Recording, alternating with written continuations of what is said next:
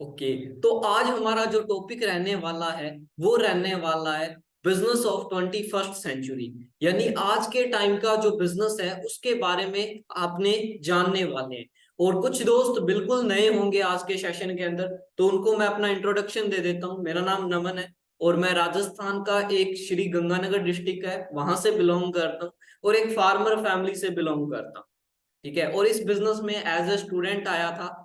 ठीक है। Second year में इस बिजनेस की शुरुआत की थी और फाइनल ईयर कंप्लीट होने के बाद ही मैं यहाँ पे मैनेजर बन गया था।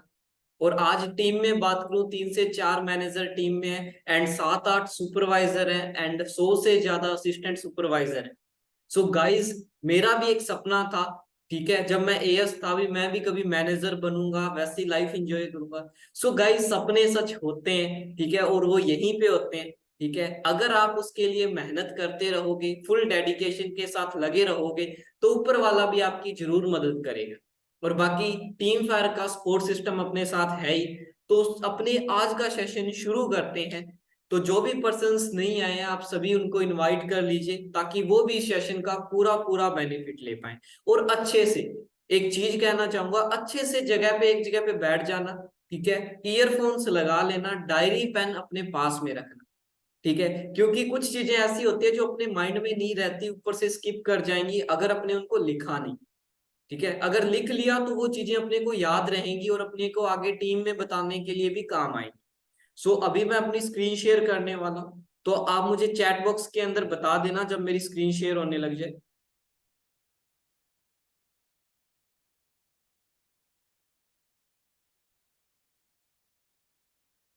हाँ जी गाइस।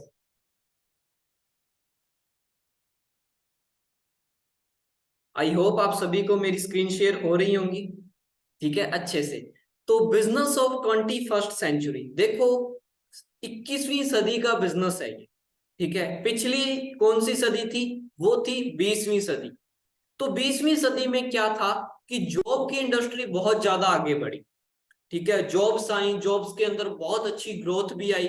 और अब आ चुकी है 21st सेंचुरी, यानी 21वीं सदी, जिसके अंदर अपनों ने जन्म लिया है। हो सकता है कुछ 20वीं सदी के भी हो, लेकिन ज्यादातर पर्सन स्टूडेंट हैं 20-21 साल 22 साल की एज के अंदर, जो अभी 21वीं सदी में ही पैदा हुए थे। तो इस सदी का जो बिजनेस है ना, अगर हम कहते हैं टाइम के अकॉर्डिंग चलते हैं ना, तो हम बहुत आगे जा सकते हैं लाइफ में। लेकिन अगर हम टाइम के अकॉर्डिंग नहीं चलेंगे ना, तो हम कहीं ना कहीं पीछे रह जाएंगे। सो आज अपना टॉपिक भी वही है। ठीक है। जिसके बारे में अपने बात करने वाले हैं। सो आज मैं आपको लेकर चलता हूं। ठीक है। ये कौन है?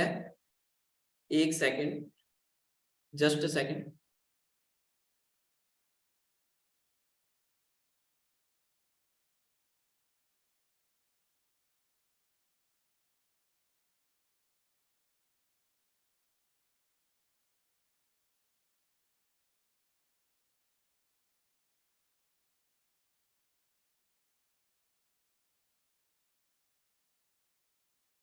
ओके। तो चलिए चलते हैं। एक सेकेंड, जस्ट अ सेकेंड।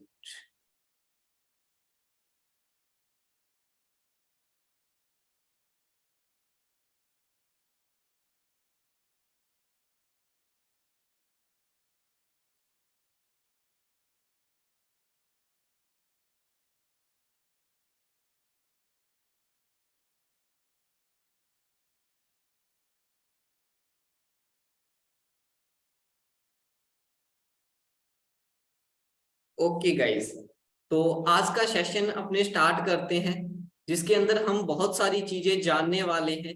सबसे पहले आज हम बात करेंगे पास्ट ऑफ नेटवर्क मार्केटिंग के बारे में। भी जिस बिजनेस का हम पार्ट है, ठीक है, उसका पास्ट क्या था। तो उस पास्ट की बात करूं तो ध्यान से सुनना गाइस। 1934 की बात है, यानी आज से लगभग 90-95 साल पहले की बात है। एक पर्सन था चाइना के अंदर, कार्ल हैनबर्ग। ठीक है। वो क्या करता था, वो वहां पे विटामिन एंड सप्लीमेंट का बिजनेस करता था। ठीक है। चाइना के अंदर, क्योंकि उस टाइम पे चाइना एक ऐसी कंट्री थी, ठीक है, जहां पे सबसे ज्यादा हर्ब्स यूज की जाती थी, सबसे ज्यादा मल्टीविटामिन यूज किए जाते थे।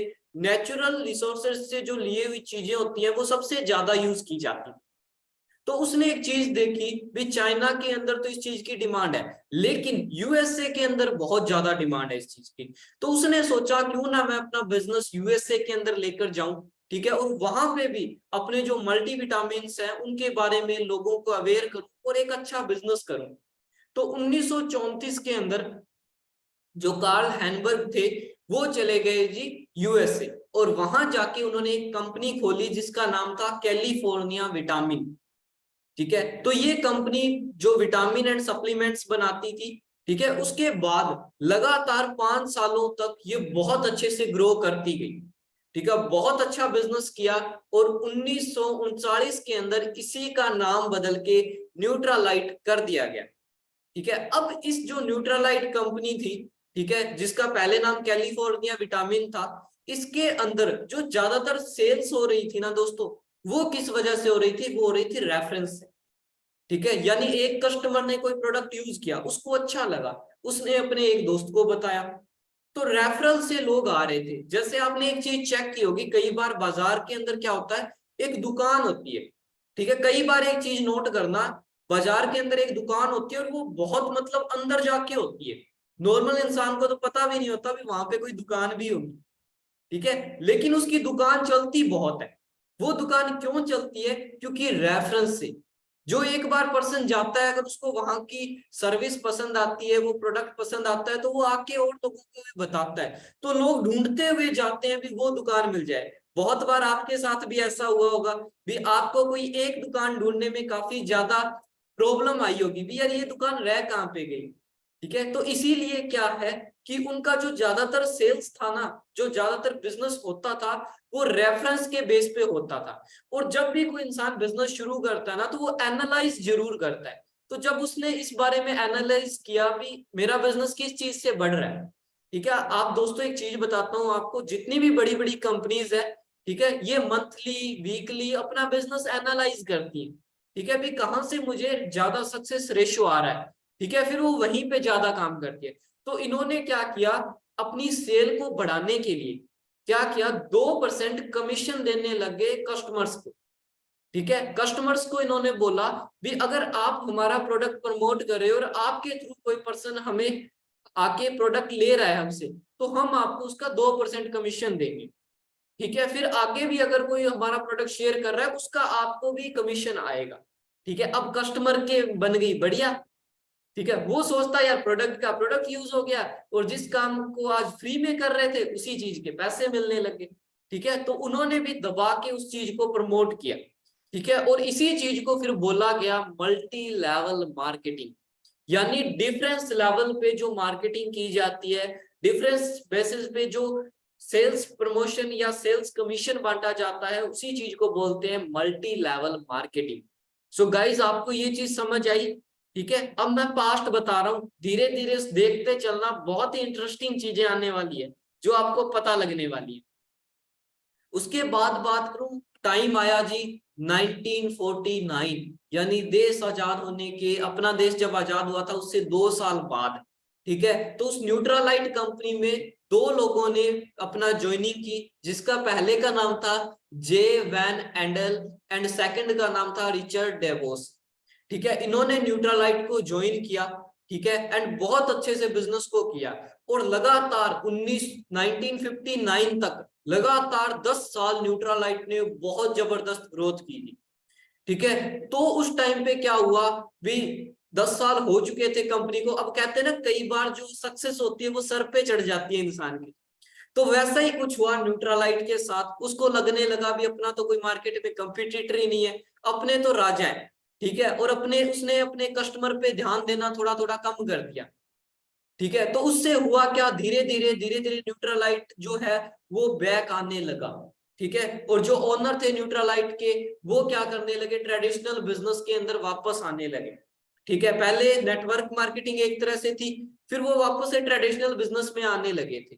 तो उस टाइम पे जो दो लोग थे, जे वैन एंडल और रिचर्ड डेवोस ने, इन्होंने शुरू की अपनी खुद की कंपनी, और वो न्यूट्रालाइट से अलग हो गए। ठीक है, उन्होंने सोचा भी अगर ये ऐसा ही इनका मैनेजमेंट चलता रहा तो ये कंपनी डूब जाएगी। तो उन्होंने क्या किया, उस कंपनी से बाहर आए। ठीक है, और खुद की एक कंपनी स्टार्ट की जिसका नाम उन्होंने रखा एमवे। ठीक है, आप सभी ने बहुत बार नाम भी सुना होगा। वैसे इसका नाम था द अमेरिकन वे। ठीक है, तो इसने क्या किया, same network marketing model use किया। ठीक है, और इसको प्रमोट किया बहुत ज्यादा। तो ये बिजनेस बहुत अच्छा फैला। ठीक है, एमवे कंपनी ने बहुत ग्रोथ की, लगभग 1972 तक स्पीडली ग्रोथ की। ठीक है, और फिर कहते हैं कि जब इंसान टाइम के अकॉर्डिंग खुद को चेंज नहीं करता ना, तो वो पीछे रह जाता है। जैसे नोकिया के साथ हुआ, ठीक है, माइक्रोमैक्स के साथ हुआ। बहुत सारी ऐसी कंपनीज थी जो एक टाइम पे बहुत बड़ी थी, लेकिन आज उनका नामो निशान नहीं है। उसी तरीके से न्यूट्रालाइट जो नेटवर्क मार्केटिंग की फर्स्ट कंपनी थी, उसको एमवे ने 1994 के अंदर खरीद लिया। ठीक है, सोच के देखो, जो कंपनी न्यूट्रालाइट से ही निकली थी उसी ने उसको खरीद लिया। क्यों गाइस? क्योंकि मैनेजमेंट सबसे इंपॉर्टेंट है। जब आप ऊपर जा रहे होते हो ना, तो आपको जमीन नहीं छोड़नी चाहिए। यहां से हमें एक चीज सीखने को मिलती है, भी चाहे आप कितने ही बड़े क्यों ना हो जाओ, चाहे आप इकलौते ही क्यों ना हो, हमेशा आगे बढ़ते रहो, नई चीजों को अडॉप्ट करते रहो। ठीक है, और मैनेजमेंट हमेशा अपना अच्छा रखो। उसके बाद बात करते हैं भी इंडिया के अंदर नेटवर्क मार्केटिंग कैसे आई। हाँ जी, जानना चाहते हो जी इंडिया में नेटवर्क मार्केटिंग कैसे आई थी? तो मैं आपको बताता हूँ। इंडिया के अंदर जो नेटवर्क मार्केटिंग आई थी गाइस, वो आई थी 1990 के अंदर। 1990 के शुरुआती दौर के अंदर नेटवर्क मार्केटिंग इंडिया के अंदर आई। लेकिन क्या हुआ दोस्तों, जो बाहर की कंपनीज थी जैसे यूएसए की, वो अपने से डेवलप्ड कंट्रीज थी, और उस टाइम पे वहां पे कारें धोई जाती थी और अपने यहाँ पे भैंसें नहलाई जाती थी। ठीक है, अब कारों वाले प्रोडक्ट लोग भैंसों पे यूज करने लगे थे।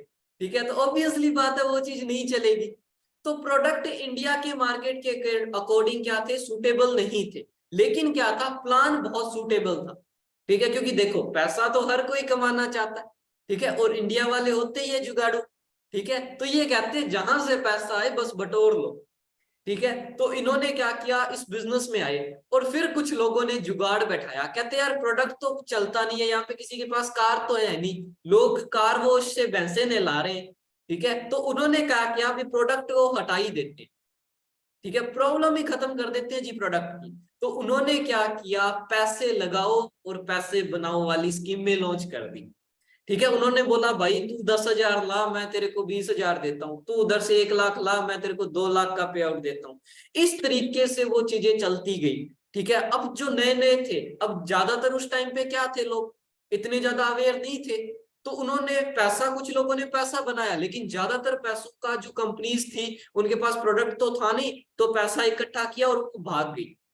ठीक है, तो ज्यादातर जो लोग इसकी चपेट में आए थे, वो आए थे साउथ इंडिया और पंजाब साइड के लोग। यानी साउथ और नॉर्थ साइड के लोग सबसे ज्यादा फ्रॉड के चक्कर में आए थे। ठीक है, और उसके बाद लोगों का बिलीव था ना, वो धीरे धीरे खत्म होने लगा इन चीजों के ऊपर। ठीक है, तभी आप देख लेना, आपके पापा के एज के जो पर्सन है, ठीक है, उनको आप बोलना नेटवर्क मार्केटिंग, वो बोलते मत कर। ठीक है, कोई कंपनी है, अरे ज्वाइन ही मत करना, हमने बहुत किया, बहुत लोग फ्रॉड हुए। ठीक है, तो ये चीज आपको समझ में आई भी नेगेटिविटी आज के टाइम में क्यों है। क्योंकि दोस्तों देखो, पॉजिटिविटी फैलने में वक्त लगता है। आप एक अच्छा काम करो, ठीक है, आपको कोई नहीं जानेगा। ठीक है, लेकिन आप किसी का मर्डर करके आ जाओ, कल ही अखबार में फोटो छप जाएगी। ठीक है, और पीछे पूरी लाइफ में जितने कारनामे किए ना, सबका कच्चा चिट्ठा आ जाएगा आपके पास। ठीक है, तो ये चीज होती है, यानी बुरी चीजें जल्दी हाईलाइट होती है और अच्छी चीजें हाईलाइट होने में वक्त लगता है। इसीलिए क्या हुआ, भी जो फ्रॉड सिस्टम थे वो ज्यादा हाईलाइट हुए, जिसकी वजह से क्या था, भी नॉर्मल जो पर्सन थे उनको बहुत ही ज्यादा प्रॉब्लम आनी शुरू हो गई। ठीक है, और लोगों ने नेटवर्क मार्केटिंग से दूरियां बना ली। फिर क्या हुआ, धीरे धीरे कुछ जुगाड़ी लोगों को पता लगा यार बिना प्रोडक्ट के तो काम चलने वाला है नहीं। ठीक है, तो उन्होंने क्या किया, प्रॉपर्टी का झांसा दिया, गोल्ड का झांसा दिया। ठीक है, भी आओ आप प्रॉपर्टी खरीदो, आप गोल्ड में निवेश करो, नेटवर्क मार्केटिंग करो। ठीक है, तो वहां पे क्या हुआ, लोगों ने फिर से निवेश किया और फिर धोखा। तो वो कहते हैं ना, दूध का जला छाछ भी फिर फूंक फूंक के पीता है, और यहाँ तो लोग फिर छाछ से भी जल गए। ठीक है, तो दो दो बार लोगों ने धोखा खाया, तो उनके माइंड में बिल्कुल बैठ गया अब यार नेटवर्क मार्केटिंग तो होती ही फ्रॉड है। ठीक है, तो इसीलिए फिर क्या हुआ, धीरे धीरे गवर्नमेंट ने इस ओर ध्यान देना शुरू किया। ठीक है, 2016 के अंदर गाइडलाइन जारी की गई, जो भी कंपनी उस गाइडलाइन को फॉलो नहीं करती थी उसके ऊपर एक्शन लिए गए, ठीक है, और कुछ चीजों का सुधार होने लगा। तो फिर जो जेन्युइन कंपनीज थी वो धीरे धीरे आगे आने लगी, ठीक है, लोगों का फोकस होने लगा प्रोडक्ट के ऊपर, ठीक है। अभी अगर कंपनी के पास अच्छा प्रोडक्ट है तो बिजनेस करना है, तो इससे क्या हुआ, कंपनी को भी बेनिफिट हुआ प्लस कस्टमर को भी बेनिफिट हुआ। कंपनी का प्रोडक्ट जा रहा था और कस्टमर को क्या मिल रहा था, कमीशन मिल रहा था। तो इस तरीके से धीरे धीरे अब नेटवर्क मार्केटिंग के अंदर बहुत ज्यादा सुधार आ गया, ठीक है। और 2021 के अंदर तो लॉस भी आ गए थे, ठीक है। आपको पता होगा गवर्नमेंट ने पहले गाइडलाइन थी, गाइडलाइन क्या होती है, अगर फॉलो करो तो ठीक है, नहीं करो तो भी कोई दिक्कत वाली बात नहीं है। जैसे अभी मास्क लगाओ तो ठीक है, नहीं लगाओ तो भी कोई दिक्कत वाली बात नहीं। लेकिन अगर आप कोविड चल रहा है, ठीक है, और कर्फ्यू लगा हुआ है, उस टाइम पे अगर आप मास्क नहीं लगाते आपको सीधा पिटाई कर दी जाती है। तो सेम वही चीज होती थी, ठीक है। तो यहां तक समझ में आया भी आज तक किस तरीके से नेटवर्क मार्केटिंग का पास्ट रहा है, जिसकी वजह से लोगों के माइंड में अलग अलग चीजें आई हुई है। लेकिन आपने सामने वाले पर्सन को ये सारी चीजें अच्छे से क्लियर करवानी है ताकि उसको उस चीज के बारे में पता लगे। हाँ जी गाइस, यहां तक सभी को समझ आ गया? मेरे को एक बार चैट बॉक्स के अंदर बता दो, क्लियर है यहां तक past of network marketing? Okay. अब गाइस बहुत ही इंटरेस्टिंग चीजें आने वाली है, सो दिल थाम के बैठिएगा और कॉपी पेन हाथ में रखिएगा, ठीक है। अगली जो चीज के ऊपर मैं बात करने वाला हूं वो चीज है जी मीनिंग ऑफ बिजनेस, ठीक है। आज आप सोच रहे होंगे भी फॉरएवर की बात नहीं आ रही, क्या बात है, ठीक है। लेकिन फॉरएवर की बात आज आने ही नहीं वाली है, आज सिर्फ और सिर्फ नेटवर्क मार्केटिंग के ऊपर डिस्कशन होने वाला है। सो गाइस ध्यान से सुनना, ठीक है। मीनिंग ऑफ बिजनेस, बिजनेस का मतलब क्या होता है?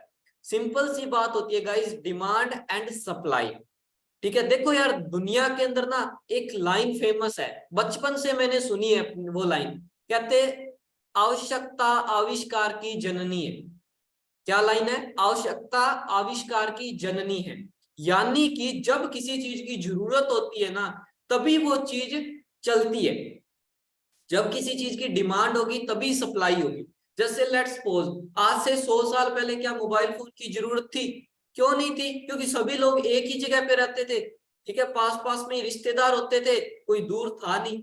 अब धीरे धीरे क्या हुआ, लोग दूर रहने लगे एक दूसरे से, तो कम्युनिकेशन के लिए किसी ना किसी चीज की जरूरत थी, तो डाकिया चलाया गया, ठीक है। अब डाकिया भी थोड़ी दूर जा पाए, वो बेचारा बहुत दूर कैसे जा पाए? तो फिर लोगों को पता लगा भी ऐसी कुछ चीज की जरूरत है जिससे अच्छे से कम्युनिकेट कर पाए।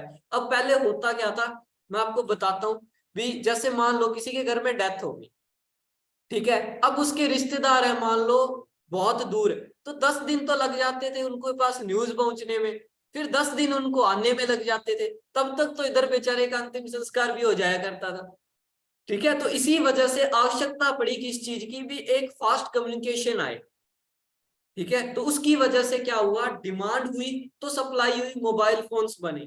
उसके बाद बैंकों के लिए डिमांड हुई, कैसे हुई, पहले लोग धन है जो गड़ा के रखते थे घरों में, अब मेरे जैसा कोई आता और उड़ा के ले जाता, ठीक है। तो फिर लोगों ने कहा भी नमन से कैसे भी करके बचना है, इसीलिए लोगों ने क्या किए, बैंकों में पैसे जमा करवाने शुरू कर दिए। अब डिमांड आई, ठीक है, तभी तो बैंक आए। अगर किसी को जमा ही नहीं करवाना होता तो बैंक जमा करते किसको, ठीक है। तो इसीलिए हमेशा याद रखना, अगर मार्केट में कोई भी चीज चल रही है ना दोस्त, उसकी डिमांड है तभी वो चल रही है। लेकिन हाँ एक चीज मैं आपको बताता हूँ, हर एक चीज की एक टारगेट ऑडियंस होती है। क्या होती है? Target audience. जैसे कि कई बार हम कहते हैं फॉरएवर के प्रोडक्ट कोई नहीं लेता, महंगे बहुत है, बिल्कुल महंगे हैं जी, लेकिन ये टारगेट ऑडियंस के लिए है, हर कोई फॉरएवर के प्रोडक्ट यूज नहीं करेगा और ना ही कर सकता है। क्या हर किसी के पास 5 लाख वाली गाड़ी है? नहीं है। वो एक टारगेट ऑडियंस है, उसी के पास 5 लाख वाली गाड़ी है जिनकी इनकम इतने से इतने के बीच में है। जिस पर्सन के पास 30 लाख रुपए वाली गाड़ी है वो एक अलग ऑडियंस है, वो 5 लाख वाली गाड़ी के पास ही नहीं जाते कभी, ना ही वो 1 करोड़ वाली के पास जाते हैं चाहे कितने मर्जी फीचर हो, ठीक है। फिर ऑडियंस आती है 70-80 लाख वाली गाड़ियों की, ठीक है, तो वो कभी भी 30 लाख वाली गाड़ियों के पास नहीं जाते और ना ही 2 करोड़ वाली के पास जाते, ठीक है, वो वहीं पे रहते हैं।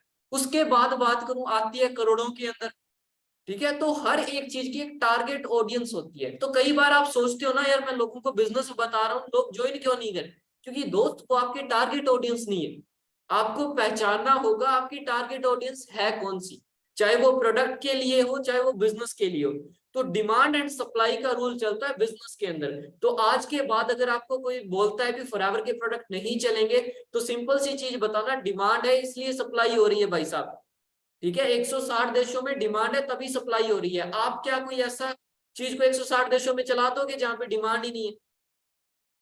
ठीक है, तो ये चीज सबसे ज्यादा इंपॉर्टेंट है। ठीक है, डिमांड एंड सप्लाई। उसके बाद बात करूं, देखो डिमांड तो अपने को पता लग गई। ठीक है, अभी जिस चीज की डिमांड होती है उसी चीज का बिजनेस करना चाहिए। अब डिमांड है किस चीज की? ठीक है, आप लोग मुझे बता सकते हो किस चीज की डिमांड है आज के टाइम में? हाँ जी गाइज, मैं जानना चाहता हूं क्या आपको आसपास की चीजों को ऑब्जर्व करते हो या नहीं करते? ठीक है, हाँ जी, बताइए चैट बॉक्स के अंदर कौन सी इंडस्ट्री है। चलो मैं बताता हूं कौन सी इंडस्ट्री है। ठीक है, उस इंडस्ट्री का नाम है, फर्स्ट इंडस्ट्री जो है वो है एजुकेशन इंडस्ट्री। क्या है? Education industry. देखो दोस्तों, एजुकेशन इंडस्ट्री बहुत ज्यादा ग्रो कर रही है। ठीक है, आप देख लो, खान सर हो गए, दिव्य कीर्ति सर हो गए, और भी बहुत सारे लोग हैं जो आज ऑनलाइन की वजह से जाने जाते हैं, एजुकेशन की वजह से जाने जाते हैं। ठीक है, जो एक टाइम पे बस एक 200-300 लोग बच्चों को पढ़ाते थे, आज 2-3 लाख बच्चे उनकी क्लास में बैठते हैं। ठीक है, तो एजुकेशन बहुत जल्दी बढ़ रही है। पहले क्या होता था? ठीक है, संस्कृत पढ़ाई जाती थी, वो भी एजुकेशन थी। ये कुछ ऐसे व्यापार है जो कभी डाउन नहीं जाएंगे। एजुकेशन, पहले संस्कृत पढ़ाई जाती थी, फिर हिंदी, आज अंग्रेजी है। ठीक है, तो ये चलता ही रहना है। सेकंड चीज क्या है, निशान से आप समझ ही गए होंगे, इलनेस इंडस्ट्री। इलनेस इंडस्ट्री कौन सी होती है? जैसे आप बीमार हो गए, बीमार होने के बाद आप डॉक्टर के पास गए, तो चाहे आप हॉस्पिटल में भर्ती हो चाहे मेडिकल शॉप पे जा रहे हो, कहीं पे भी जा रहे हो, तो वो चीजें आती है इलनेस इंडस्ट्री के अंदर। तो ये चीज समझ में आई, एक एजुकेशन इंडस्ट्री और सेकंड है इलनेस इंडस्ट्री। आज देख लो, हॉस्पिटल बहुत ज्यादा ओपन हो रहे हैं, डॉक्टर्स की जरूरत बहुत ज्यादा है। कोविड के अंदर आपने देखा होगा, डॉक्टर को आराम नहीं था। ठीक है, बेचारे ऐसे खड़े खड़े सो जाते थे। ठीक है, इतनी ज्यादा डिमांड थी डॉक्टर्स की। तो ये किसके लिए? Illness industry. एंड थर्ड जो आती है, हाँ जी गाइस, कौन सी इंडस्ट्री है? Wellness industry. कौन सी? Wellness industry. वेलनेस इंडस्ट्री क्या होती है? छोटा सा फर्क होता है जी इलनेस और वेलनेस इंडस्ट्री में। इलनेस इंडस्ट्री का मतलब होता है आप बीमार होने के बाद क्या चीजें कर रहे हो, और वेलनेस का मतलब होता है अच्छा दिखने के लिए, अच्छा रहने के लिए आप क्या चीजें यूज कर रहे हो। जैसे कि आप ब्यूटी पार्लर जाते हो, जिम जाते हो, योगा क्लासेस जाते हो, मॉर्निंग वॉक पे जाते हो, विटामिन सप्लीमेंट लेते हो, बॉर्नविटा, कॉम्प्लान, ये चीजें पीते हो। ठीक है, सर्दियों में घरों में खोया जमाते हो। ठीक है, वो चीजें, फल फ्रूट खाते हो, ये सारी की सारी किसमें आती है? वेलनेस इंडस्ट्री के अंदर आती है। ठीक है, तो तीन इंडस्ट्री सबसे ज्यादा डिमांड में है, कौन सी? एजुकेशन, इलनेस और वेलनेस इंडस्ट्री। उसके बाद बात करूं, ठीक है, way to start a trending business. देखो, अपने को आइडिया मिल गया, ठीक है, लेकिन आइडिया बड़ा नहीं होता, आइडिया को एग्जीक्यूट करने वाला चाहिए। ठीक है, अगर आज आपके पास बहुत अच्छा आइडिया है, ठीक है, लेकिन एग्जीक्यूट करने के लिए कोई चीज ही नहीं है आपके पास, ठीक है, आप एग्जीक्यूट कर ही नहीं पा रहे। अब मान लो आइडिया तो मेरे पास भी है, भी मैं यहाँ से डायरेक्ट मंगल तक एक रोड बना दूं, ठीक है, या यहाँ से बैठे इंसान सीधा मंगल तक जाए। ठीक है, लेकिन दोस्त एग्जीक्यूट कैसे करूंगा, वो सोचो। तो मेन जो चीज आती है वो आता है एग्जीक्यूशन। उस चीज को रियलिटी में कैसे लाया जाए, ठीक है, उस चीज को कैसे बनाया जाए, ठीक है, कैसे ग्रो किया जाए। आइडियाज बहुत है, हर पर्सन के पास ढेरों आइडिया है। कोई कहता है मैंने ये करना है, कोई कहता है मैंने वो करना है, लेकिन उस आइडिया को स्टार्ट करने के लिए क्या चीजें मैटर करती है? सबसे पहला तरीका है दोस्त, आप बन सकते हो मैन्युफैक्चरर। अगर आपके बाप दादा के पास बहुत सारी प्रॉपर्टी है, लॉटरी लगी हुई है करोड़ों अरबों की, तो भाई साहब मैन्युफैक्चरर बन जाओ। बढ़िया फैक्ट्री ओपन करो, बढ़िया रिसर्च एंड डेवलपमेंट रखो, ठीक है, बढ़िया नीचे लोगों को हायर करो, ठीक है, और आराम से अपना बिजनेस चलाओ। लेकिन इसके लिए आपको करोड़ों अरबों रुपए चाहिए। ठीक है, और पेशेंस भी बहुत चाहिए। ठीक है, क्या क्या चीजें चाहिए? नॉलेज चाहिए, ठीक है, मैन्युफैक्चरर बनने के लिए एक्सपीरियंस चाहिए, इन्वेस्टमेंट चाहिए, टाइम चाहिए बहुत सारा। ठीक है, रिस्क भी बहुत होता है, गवर्नमेंट से अप्रूवल चाहिए और फिर एक कोच भी चाहिए जो सिखाया जाता है। आपको क्या लगता है जो बड़े बड़े बिजनेसमैन है उनके कोई गुरु नहीं होते? जैसे यहाँ पे आपके अप्लायंस होते हैं, उनके भी अप्लायंस होते हैं जो उनको सिखाते हैं। बस बात इतनी होती है कि वो उनको पैसे दे के रखते हैं, ठीक है, और यहाँ पे हम आपको फ्री में सिखाते हैं। ठीक है, तो उसके लिए क्या चाहिए, ये सारी चीजें चाहिए। सेकंड चीज है, आप कोई ऐप डेवलप कर लो। ठीक है, तो जब आप ऐप डेवलप करोगे तो भी आपके पास नॉलेज चाहिए। जैसे अमेजन बन गया, फ्लिपकार्ट बन गया, ओयो बन गया, ओला, ऊपर, ठीक है, जोमेटो, स्विगी, ये सारे सारे क्या है, ऐप ही तो है। ठीक है, इन एप्स के थ्रू ही लोग कनेक्ट करते हैं एक दूसरे से। ठीक है, चीजें सप्लाई की जाती है, सारा कुछ किया जाता है। तो आप भी ऐसा कोई ऐप डेवलप कर लो, लेकिन इसके लिए भी नॉलेज चाहिए, एक्सपीरियंस चाहिए, इन्वेस्टमेंट चाहिए, पूरा टाइम चाहिए। ठीक है, रिस्क भी है और गवर्नमेंट से भी अप्रूवल लेना पड़ेगा और कोच भी चाहिए। ठीक है, तीसरी चीज है जी, नेटवर्क मार्केटिंग कर लो। क्या कर लो? Network marketing. ठीक है, अब नेटवर्क मार्केटिंग करने का क्या बेनिफिट है मैं आपको बताता हूँ। यहाँ पे 90% काम आपका कंपनी करके दे देती है, यानी कि दोस्तों मैन्युफैक्चरर और ऐप डेवलपमेंट का दोनों का काम कंपनी ने कर दिया। ठीक है, फिर बचा 8% काम, जो ये कोचेस है ना, जो ये लोग पैसे दे के रखते हैं। ठीक है, वो कोच आपको फ्री में मिलते हैं यहाँ पे। ठीक है, जो आपको गाइड करते हैं, अच्छे से सारी चीजें सिखाते हैं। सो आपको कोच फ्री में मिल जाते हैं। क्लियर हुई ये चीज? ठीक है, और 2% काम ही आपका रहता है यहाँ पे, जो है अपने बिजनेस को प्रमोट करना, ज्यादा से ज्यादा लोगों तक पहुंचाना। अब दोस्तों आप बताओ, क्या चीज आसान है? मैन्युफैक्चरर बनना, ऐप डेवलप करना, नेटवर्क मार्केटिंग करना?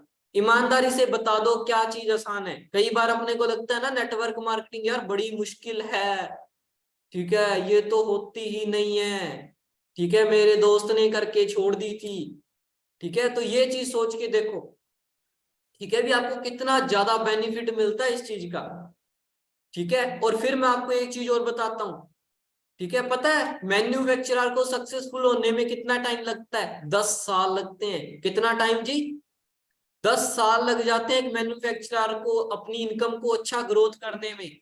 ठीक है, ऐप डेवलपर को कम से कम 5 साल लगते हैं जी, अपने ऐप को अच्छे से रन करवाने के लिए। ठीक है, एक अच्छी ऑडियंस ग्रैब करने के लिए। लेकिन नेटवर्क मार्केटिंग में कितना टाइम लगता है? 2 से 3 साल। सोच के देखो, जितने में आपकी डिग्री भी नहीं होती, वो भी 3 साल की होती है। ठीक है, उतने में आप नेटवर्क मार्केटिंग बिजनेस में 1 लाख की इनकम को क्रॉस कर सकते हो। ठीक है, आसान है या मुश्किल है यार? हाँ जी दोस्तों, बताओ जल्दी से चैट बॉक्स में, आसान है मुश्किल है? जल्दी से बताओ यार, आसान है मुश्किल है? मेरे को तो बहुत आसान लगती है। जब मैंने बिजनेस शुरू किया था उस टाइम भी आसान लगता था और आज भी आसान लगता है। इजी है, बहुत आसान है। ठीक है, बस करना क्या है, चीजों को समझना है। अगर समझ के करोगे तो सब कुछ चीजें हो जाएंगी। ठीक है, उसके बाद बात करूं, यहां तक क्लियर हुआ आप सभी को? नोट कर लिया अच्छे से आपने? इसके बाद बात करूं, 2 तरीके हैं जी बिजनेस बिल्ड करने के। कितने तरीके हैं जी? 2। पहला है आप ट्रेडिशनल बिजनेस में आ जाओ। ठीक है, जो आज तक पुश्तों से चला आ रहा है, लोग करते आ रहे हैं ट्रेडिशनल बिजनेस। और दूसरा है डायरेक्ट सेलिंग, नेटवर्क मार्केटिंग या एमएलएम, मल्टी लेवल मार्केटिंग। अब ट्रेडिशनल बिजनेस में क्या चीज होती है मैं आपको बताता हूँ। देखो, जितनी भी प्रॉब्लम क्रिएट होती है ना प्रोडक्ट के अंदर, वो ट्रेडिशनल बिजनेस में क्रिएट होती है। कैसे? मान लो मैं कोई मैन्युफैक्चरर हूँ। ठीक है दोस्त, मैंने एक प्रोडक्ट बना दिया, मान लो। ठीक है, मैंने बनाई चाय पत्ती। क्या बनाई? मैंने चाय पत्ती बना दी। ठीक है, और अब मैं तो बेच के आ नहीं सकता अपनी चाय पत्ती, क्योंकि मैं तो मैन्युफैक्चरर हूं। मैंने क्या किया, डिस्ट्रीब्यूटर ढूंढे। ठीक है, रीजनल डिस्ट्रीब्यूटर, नेशनल डिस्ट्रीब्यूटर, उनको दिया। अब वो क्या थे? वो थे जी थोड़े से, क्या थे? लालची। क्या थे? लालची थे। उन्होंने मेरी चाय पत्ती के 1 किलो चाय पत्ती में 10 ग्राम कुछ और चीज मिला दी, कचरा मिला दिया, ताकि उनका प्रॉफिट बढ़ जाए। अब मेरे को तो पता नहीं, और मैंने तो प्रोडक्ट अच्छा भेजा था। फिर वो गया होलसेलर के पास, होलसेलर ने भी कुछ 20% कचरा अपनी तरफ से मिला दिया। ऐसे करते करते जब कस्टमर के पास आया तो कचरा ही बचा। ठीक है, इसीलिए आज आप देख लो हल्दी मिर्च जो आती है उसके अंदर आपको कलर ज्यादा आता है। ठीक है, ओरिजिनल चीज होती नहीं है, ना उसका कोई टेस्ट होता है। तो ये प्रॉब्लम आ गई थी, भी लोग मिलावट बहुत ज्यादा करने लग गए। ठीक है, जिसकी वजह से नेटवर्क मार्केटिंग के अंदर क्या थी, ट्रांसपेरेंसी थी। यानी कि ना तो देखो दोस्त यहाँ पे रिश्वत चलती है, ठीक है, ना कोई पापा मम्मी की सिफारिश चलती है, ठीक है, ना यहाँ पे आपको कोई नकल मरवा सकता है भी हाँ ले नकल मार के पास हो जा, नकल मार के मैनेजर बन जा। ठीक है, अगर आप मेहनत करोगे दोस्त तो ही आप इस बिजनेस में कामयाब हो पाओगे। ठीक है, वरना आपके सिवाय आपको इस बिजनेस में और कोई कामयाब नहीं कर सकता। मेरे को हमेशा एक चीज बहुत ज्यादा हिट करती है, कहते कितना ही अच्छा स्कूल क्यों ना हो, दुनिया के सबसे बेस्ट टीचर क्यों ना हो, ठीक है, कितनी ही ज्यादा फैसिलिटी क्यों ना हो, अगर इंसान का खुद का मन नहीं है ना, तो कोई माई का लाल उसको कामयाब नहीं बना सकता। वरना लोग ऐसे भी है जो स्ट्रीट लाइट के नीचे बैठ के आईएएस क्लियर कर देते हैं, और कुछ लोग ऐसे भी है जिनसे 10th का एग्जाम पास नहीं होता एसी में बैठ के भी। ठीक है, तो डिपेंड करता है अपने अंदर डिजायर कितना है दोस्त। ठीक है, बिजनेसेस तो बहुत है, क्या लगता है नेटवर्क मार्केटिंग के अलावा नहीं है कुछ चीजें, बहुत चीजें हैं, लोग बहुत लाखों में कमाते हैं। ठीक है, लेकिन डिजायर चाहिए, और यहाँ पे आपको आपका अपलाइन वो डिजायर जगाता है आपके अंदर, आपकी हेल्प करता है। दोस्तों आज तक आपको किसी ने बोला भी आप इतना बड़ा काम कर सकते हो, महीने का 5 लाख कमा सकते हो, आपके खुद के मम्मी पापा ने नहीं बोला होगा, लेकिन यहाँ पे आपका अपलाइन बोलता है भी आप लाख रुपए कमा सकते हो, 10 लाख कमा सकते हो। सोच के देखो यार, वो आपको एक नई उम्मीद दे रहा है जिससे आप कितना ज्यादा ग्रो कर सकते हो। यही खास बात है नेटवर्क मार्केटिंग की, क्योंकि यहाँ पे आपको सपोर्ट करने वाले लोग मिलते हैं। ठीक है, और ये चीज सबसे इंपॉर्टेंट है दोस्त, कभी भी माइंड में अगर आए ना, ठीक है, भी मैं नेटवर्क मार्केटिंग के अलावा कुछ कर लूं, बिजनेस के अलावा कुछ कर लूं, तो इस चीज को याद रखना, आप करना क्या चाहते हो। पहले तो ये माइंड में रखो भी आप एक्टिव इनकम लेना चाहते हो या पैसिव इनकम। एक्टिव का क्या मतलब है, जब तक काम करोगे तभी तक पैसा आएगा, जिस दिन काम करना बंद कर दिया पैसा आना बंद हो जाएगा। और पैसिव इनकम का मतलब है, अगर एक बार आपने, ये ऐसा नहीं है पहले दिन से पैसिव इनकम आएगी बिजनेस में, कभी नहीं होता। आपने अगर 5 साल अच्छे से मेहनत कर ली तो छठे साल बिस्तर में पड़े रहना, पैसा आएगा।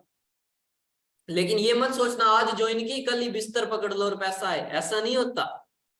ठीक है, लेकिन हाँ अगर आप अच्छे से मेहनत करके अपना नेटवर्क बिल्ड कर लेते हो तो जरूर पैसा आएगा। तो हमेशा याद रखना, अगर आप जॉब करोगे तो हमेशा एक्टिव इनकम पे आओगे, सेल्फ एम्प्लॉय होंगे तो भी आप एक्टिव इनकम पे आओगे, लेकिन अगर आप बिजनेस करोगे तभी आप इन्वेस्टर बन पाओगे। ठीक है, तो आज आपके पास मौका है अपना खुद का बिजनेस क्रिएट करने का, बहुत बड़ा बिजनेस क्रिएट करने का। आप जितना चाहो उतना बड़ा बिजनेस क्रिएट कर सकते हो गाइज। ठीक है, पावर बहुत होती है नेटवर्क के अंदर, एक छोटी सी चिंगारी पूरे जंगल को जला देती है, और एक इंसान पता नहीं कितने लोगों की टीम खड़ी कर सकता है। सोच के देखो यार, जब पहली बार नेटवर्क मार्केटिंग आई थी तब लोगों को नहीं पता था, लेकिन लोगों ने टीमें बनाई ना, तभी तो आज अपने कर रहे हैं। अगर वो उस टाइम पे ये सोच लेते यार नहीं हो पाएगा पता नहीं क्या होगा, तो क्या आज हमें यहाँ तक पहुंचने का मौका मिलता? नहीं, पता नहीं कितने लोगों ने सैक्रिफाइस किए, कितने लोगों ने क्या कुछ सहा है। ठीक है, तब जाकर हम यहाँ पर बैठे हैं। ठीक है, आज जो कानून बने हैं ना, इतने अच्छे से अपने बिजनेस कर रहे हैं। ठीक है, आपको 2016 की बात बताता हूँ। ठीक है, तब उस टाइम पे ये हालात थे भी, नेटवर्करों को जो फेक नेटवर्कर थे और उनके साथ जो रियल नेटवर्कर थे उनको भी जेल जाना पड़ा था। ठीक है, उन लोगों ने अपने हक के लिए, जो सच्चे नेटवर्कर थे ना, उन्होंने अपने हक के लिए जेल भी गए। ठीक है, तो ये जो नेटवर्किंग इंडस्ट्री आपको इतना कुछ करने का मौका दे रही है ना, इसके पीछे एक पता नहीं कितने लोगों का सैक्रिफाइस है, तब जाके अपने को मौका मिलता है यहाँ तक आने का। और अब मैं आपको बताता हूँ एक्चुअली में नेटवर्किंग काम कैसे करती है, ध्यान से सुनना समझना। ठीक है, अगर नहीं समझ आए तो मैं दोबारा बता दूंगा, सो पूरा ध्यान पहले इधर दे लो। देखो हर इंसान के पास 24 घंटे है, चाहे वो एक ऑर्डिनरी पीपल है यानी आम इंसान है, चाहे वो एक बिजनेसमैन है। ठीक है, दोनों के पास 24-24 घंटे होते हैं। अब मान के चलो एक ऑर्डिनरी पर्सन है जिसके पास 24 घंटे है, तो वो ऑन एन एवरेज एक दिन के अंदर 10 घंटे काम करता है। कितने घंटे काम करता है जी नॉर्मली? 8-10 घंटे।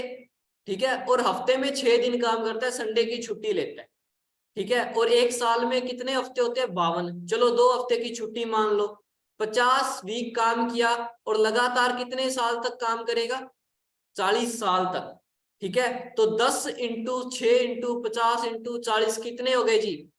1,20,000 घंटे पूरी जिंदगी में काम करेगा एक आम इंसान। अब बिजनेसमैन क्या करता है, बड़े बड़े लोग क्या करते हैं जी, वो बताता हूं आपको मैं। ये लोग क्या करते हैं? ये लोग करते हैं जी नेटवर्क बिल्ड।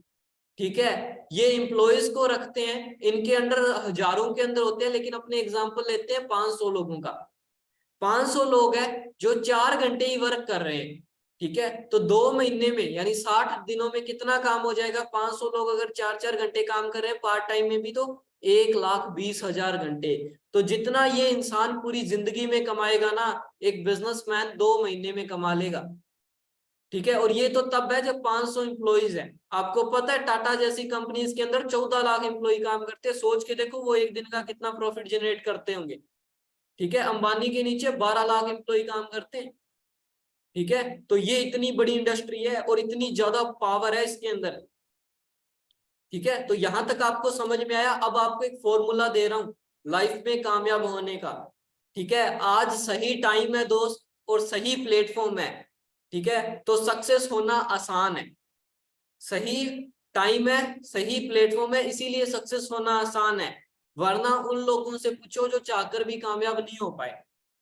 आज आप लकी हो बहुत ज्यादा, भी आपको इतना ज्यादा बेनिफिट मिल रहा है, सारा ऑनलाइन सिस्टम मिल रहा है। आज जो लड़कियां कामयाब है ना, अगर ऑफलाइन होता तो शायद वो नहीं होती। बहुत सारी हाउसवाइफ हैं जिनको घर से बाहर जाने की आजादी नहीं है, कैसे कर लेती नेटवर्किंग। लेकिन आज भगवान ने अपने को इतनी अच्छी अपॉर्चुनिटी दे दी, इंटरनेट कनेक्शन दे दिया, वो भी 4G 5G। ठीक है, और अब भी अगर हम ब्लेम करेंगे अपनी किस्मत को, भगवान को, सिस्टम को, तो दोस्त मुझे नहीं लगता भी भगवान खुद तो ऊपर से नीचे आने से रहा। ठीक है, सो दबा के मेहनत करो, इस मंथ के टारगेट लो। मिनिमम आपने 6 लोगों को डायरेक्ट के अंदर एएस बनाना है, सॉरी 3 लोगों को डायरेक्ट के अंदर एएस बनाना है, और 6 सीसी का पर पर्सन ने बिजनेस करना है। हाँ जी, रेडी हो 6 सीसी का बिजनेस करने के लिए? हाँ जी गाइज, चैट बॉक्स के अंदर जल्दी से बताओ क्या आप लोग रेडी हो? ओके, और आप कर सकते हो, और कंपनी ने अपने को इतना अच्छा ऑफर भी दे दिया। ठीक है, तो आपके पास एक बहुत बड़ी गोल्डन अपॉर्चुनिटी है जहां से आप बहुत तगड़ा बिजनेस बिल्ड कर सकते हो। ठीक है, तो मैंने आज बहुत सारी चीजें बताई। ये मेरा इंस्टाग्राम अकाउंट है। ठीक है, यहाँ पे आप मुझे मेंशन करके जरूर बताना भी आज का सेशन आपको कैसा लगा। ठीक है, अच्छे से नॉलेज लो बिजनेस की और आगे बढ़ो। ठीक है, बहुत कुछ है इस बिजनेस में, सीखो, खुद नॉलेज लो, अपनी रिस्पॉन्सिबिलिटी खुद लो। ठीक है, और आगे बढ़ो। बाकी हम सब हमेशा आपकी सपोर्ट करते रहेंगे। ठीक है, और मेरा इंस्टाग्राम पे जाना, आपको पहले की भी पिक्स मिलेंगी। जब मैंने इस बिजनेस को शुरू किया था ना, तब की पिक भी मिलेगी, और मैनेजर के बाद की भी पिक मिलेगी, तो चेक करना क्या डिफरेंस होता है। ठीक है जी, तो मेरी तरफ से wish you all the best. I hope आप सभी को आज सारी चीजें क्लियर हुई होंगी अच्छे से। तो दबा के मेहनत करो, हार्ड वर्क हमेशा रंग लाता है, और आप अपनी लाइफ में बहुत आगे जाने वाले हो। और इस इंडस्ट्री को एक और ब्रेकिंग न्यूज बताता हूँ। ठीक है, ये इंडस्ट्री आपको बताऊं तो 31,000 करोड़ की बन चुकी है। कितने की? 31,000, नए आंकड़ों के अकॉर्डिंग 31,000 करोड़ की इंडस्ट्री बन चुकी है ये। ठीक है, और 2025 तक 64,500 करोड़ को पार करने वाली है। तो अगर 31,000 करोड़ की इंडस्ट्री में इतनी गाड़ियां आ गई, टीम फायर में 1,000 के करीब गाड़ियां आ गई, इतने मिलीनियर बन गए, तो सोच के देखो आने वाले 2 साल में क्या कुछ नहीं हो सकता। सिर्फ 2 साल में आप अगर अच्छे से डेली के 8-9 घंटे मेहनत कर लो ना, आप सफायर मैनेजर भी क्वालिफाई कर सकते हो, जिसके डायरेक्ट में 9 मैनेजर होते हैं, जिसकी मंथली इनकम 10 लाख प्लस होती है। 7 फिगर अर्नर बन सकते हो। 7 फिगर कौन होता है? जिसकी इनकम 10 लाख से ज्यादा होती है। ठीक है, तो इतना कुछ आप अचीव कर सकते हो। सो मैं तो रेडी हूँ गाइस, अपने चेक्स को अप करने के लिए। आप भी रेडी हो जाओ, फुल दबा के मेहनत करो। ठीक है, बाकी मेरी तरफ से wish you all the best, लग जाओ फुल स्पीड से।